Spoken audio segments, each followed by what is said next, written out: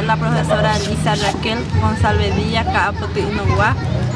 Ya veí ayer ore justicia, ore comunidad Capote Uno, institución, ore escuela.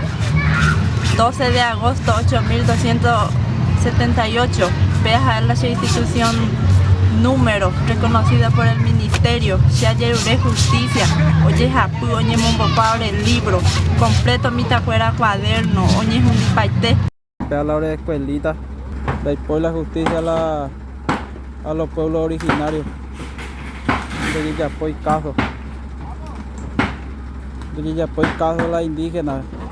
Oye, ya para atrás, oye, ya en el olvido. Y ahí este isla, oye, jugadores.